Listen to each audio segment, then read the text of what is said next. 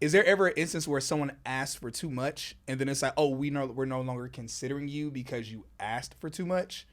No. There's never a position where we'll go, you asked for 500,000 total comp and now we not consider you no more. No. Yeah, yeah. Because that's not that first of all, that's not good business. That's not a great candidate experience. And that's not giving off a great impression that the business actually wants the candidate to work for them. Yeah. So what we would do is if you Cyrus asked me for 500,000 total comp, I would say, Cyrus, at this level, I can't offer you 500,000 total I'll comp. accept 499,000 by the way. But this is the salary band that I can work with. Yeah. You as the candidate then accept, do I want to move forward with this process, or do I want to bow out and say, you know what, at this time I'm not interested, but if you have another position that is a higher pay band, then let me know. So I like to let my candidates know up front what they're getting into so they won't waste each other's time. I'm happy you confirmed this because I had a theory and I probably shouldn't have been teaching this theory to people, but I'm happy she confirmed it. That I've definitely been telling people, saying, hey, look, when people have asked me, oh, what should I ask for? I usually tell people, hey, look at the market and then ask for maybe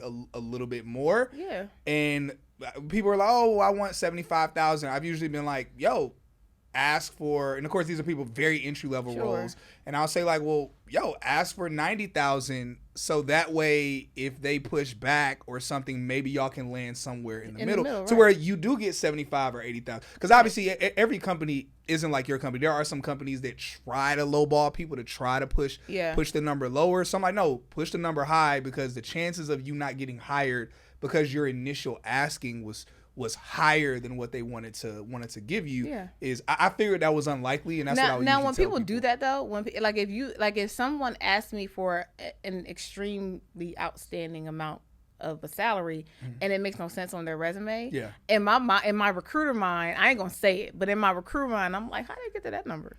So then I think, oh, they're gonna want to negotiate at some point.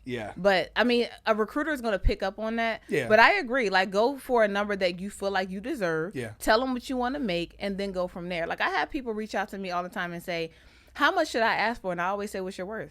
Ooh. If you can't tell me what your worth is, I'm not going to tell you what to ask for. I'm always going to put that back on you. What do you think you want to make?